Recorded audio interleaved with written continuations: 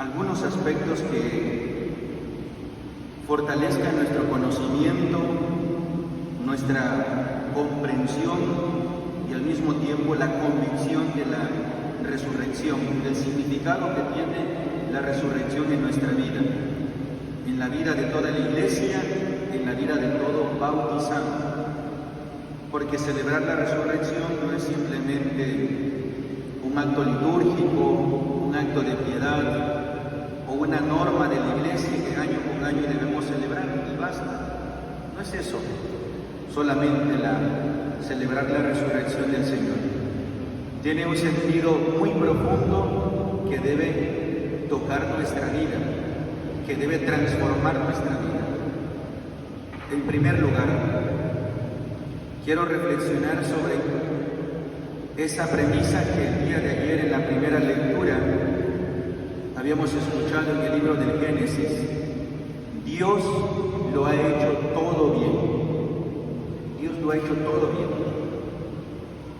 Escuchamos ayer en la primera lectura del libro del Génesis. Dijo Dios que exista la luz. Aquí hay un detalle que el Papa Benedicto XVI descubre o resalta de este texto. Es el primer día donde dice Dios que exista la luz, pero es hasta el cuarto día donde se menciona que se hicieron el sol y la luna. Es hasta el cuarto día. ¿De qué luz habla aquí el escritor? ¿De qué luz elaboró, hizo Dios? ¿Qué luz hizo Dios? Si es hasta el cuarto día donde se hace el sol, la luna y las estrellas. Dice Benedicto XVI que esa luz es la luz de la verdad y del bien. La verdad porque todo lo que existe es verdadero, porque proviene de Dios. Y también la luz de la bondad, del bien, porque todo lo que Dios ha hecho, todo lo que Dios hará, lleva ese sello del bien. Simple y sencillamente porque su origen es Dios, que es el bien absoluto. Por lo tanto, todo lo que Dios haga, todo lo creado por Dios, llevará esa marca del bien. Bueno, es cierto que muchos jóvenes hoy preguntan, afuera, la ciencia, la sociedad dice, ¿y si Dios existe, por qué existe el mal? ¿Por qué si Dios hizo todo bueno, por qué existe la maldad? ¿Por qué si Dios hizo a este hombre a su imagen y semejanza, por qué hace el mal? Queridos hermanos, Dios en nuestra naturaleza propia de ser humano, de hombres y mujeres, fuimos hechos buenos. Somos buenos. Dios nos hizo bien. Pero Él nos ha dado la gracia de tener una inteligencia, una libertad y una voluntad. Y en esa inteligencia, libertad y voluntad, nosotros podemos elegir lo bueno y lo malo. Podemos elegir la puerta ancha o la puerta angosta. Podemos elegir el camino del bien o el camino del mal. Es cierto que muchas veces pretendemos culpar a Dios del mal que hace alguien, que hace un hombre o una mujer, cuando se nos olvida de que Dios le dio libertad a esa persona. Dios te ha hecho libre. Dios te ha dado inteligencia para que busques la verdad. Dios te ha dado voluntad para que busques el bien. Dios todo lo ha hecho bien. Por eso hoy quisiera que la persona que está a tu lado, dile lo siguiente: Dios te ama y te ha hecho bueno. Díselo.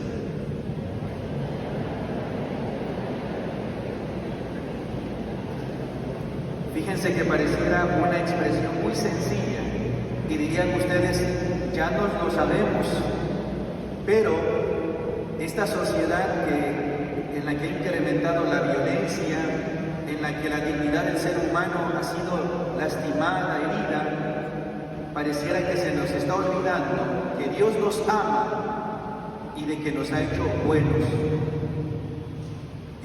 Y tendemos a juzgar al que se equivoca, al que ha pecado, al que hace el mal. Incluso nos convertimos en jueces de él.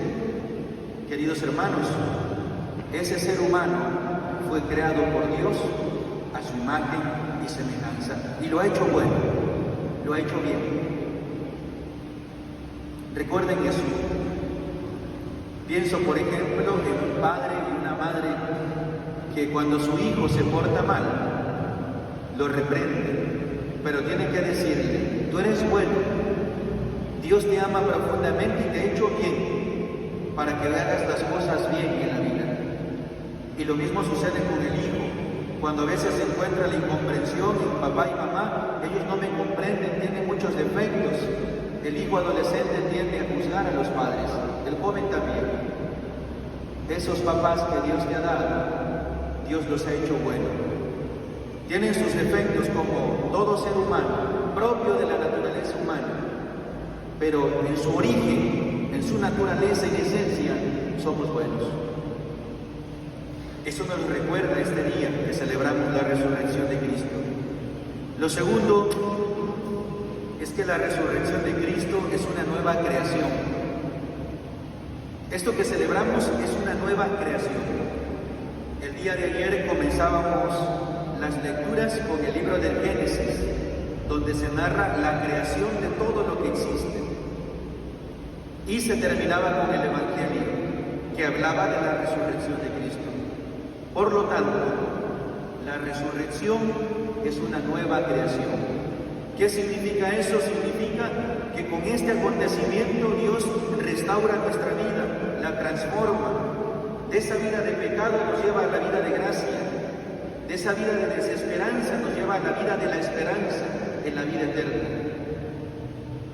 De hecho, dice la misma liturgia de que la resurrección de Cristo es también garantía de que un día el cuerpo de Cristo, que somos nosotros, la Iglesia, vamos a resucitar con Él.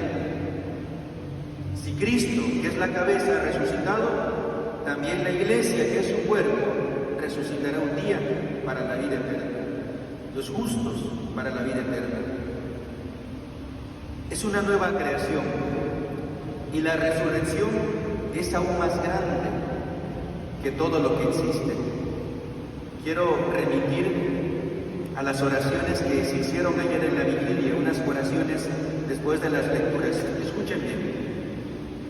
Dios Todopoderoso y Eterno, que en todas las obras de tu amor te muestras admirable, concede a quienes has redimido comprender que el sacrificio de Cristo, nuestra Pascua, en la plenitud de los tiempos, es una obra más maravillosa todavía que la misma creación del universo. Este acontecimiento de la resurrección es más grande, queridos hermanos, que la misma creación del mundo. Imagínense, si ya de por sí la naturaleza nos asombra en su belleza, contemplar el mar ya nos asombra esa belleza, contemplar el cielo ya nos asombra su belleza, pues cuanto más grande es la misma redención que ha realizado Cristo para con todos nosotros. Esta Pascua de Cristo es más grande que toda la creación. Y dice la siguiente oración: Dios nuestro, que de modo admirable creaste al hombre y de modo más admirable lo redimiste. Fíjense bien, que de modo admirable creaste al hombre. Fuimos creados a imagen y semejanza de Dios, y de modo más admirable lo redimiste. ¿Qué es más admirable? ¿La misma creación del hombre o su redención? La redención del ser humano. Y esto nos hace pensar en lo que dice San Pablo: si Cristo no hubiera resucitado, vana sería nuestra fe. Quedaría en el plano humano la existencia de Cristo. Pero Él resucita para darle sentido a nuestra fe, para decir que la vida del ser humano no termina aquí, sino que hay esperanza de una vida eterna. Y eso me lleva al tercer punto de la reflexión. Anunciemos con alegría al Señor resucitado. Fíjense que cuando nos vayamos de aquí de la misa, yo voy a despedir a la asamblea. Vayan con alegría anunciar al resucitado, aleluya, aleluya.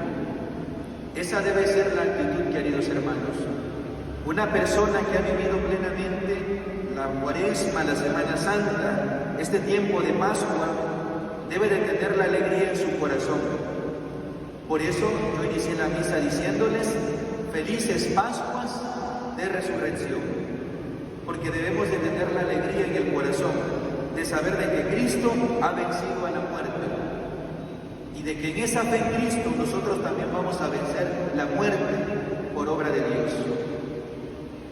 La muerte no tiene la última palabra, nos dejó dicho Cristo con ese testimonio. También nosotros tenemos la esperanza de estar un día con Él en la vida eterna. Por lo tanto, cuando llegues a tu casa, dile a tu familia, felices Pascuas de Resurrección. Cristo ha resucitado, aleluya, aleluya.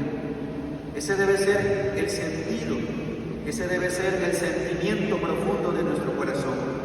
La gratitud y el gozo de que Cristo está con nosotros, vivo, presente hasta el final de los tiempos. Y el último punto de esta homilía es que debemos de buscar los bienes de arriba, donde está Cristo. Y eso lo ha dicho la segunda lectura que hemos escuchado el día de hoy. Busquemos los bienes de arriba donde está Cristo.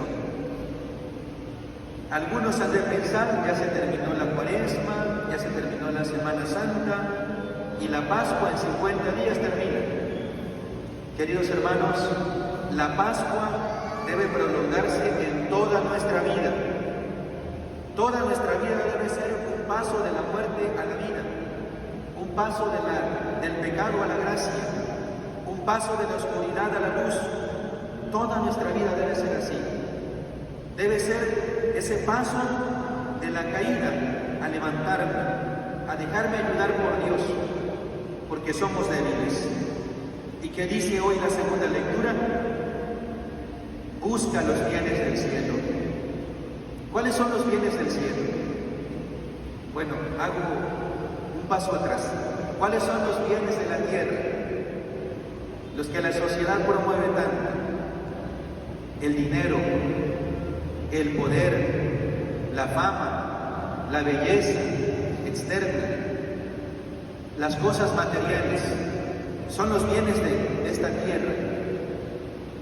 En cambio, hoy el Señor nos dice, no te afanes tanto por eso. Busca primero el reino de Dios y lo demás se te dará por añadidura. Busca los bienes del cielo. ¿Cuáles son los bienes del cielo? La paz, que es fruto también de la resurrección. La fraternidad también es fruto de la resurrección. El perdón de nuestros pecados. La fe, la esperanza, el amor. La pobreza, la obediencia y la castidad. A veces pensamos que esos consejos evangélicos, pobreza, obediencia y castidad, deben ser solamente de la religiosa, del consagrado exclusivamente. Pero también es para el bautizado. Estamos llamados a vivir la pobreza de espíritu, a ser obedientes a Dios, a nuestros padres, y también a procurar la vida casta. La castidad es el llamado para todos. En síntesis, queridos hermanos, que esta Pascua de Cristo sea siempre nuestra Pascua. No echemos en saco roto la gracia de Dios. No la echemos. Y aquí dejo un mensaje para los adolescentes, los niños, los jóvenes que han vivido su Pascua.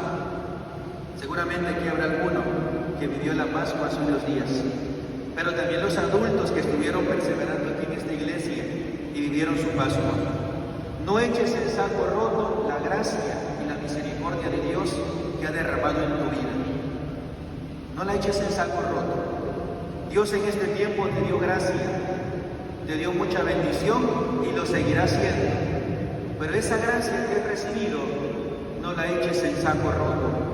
Aprovéchala para tu santificación. Que así sea.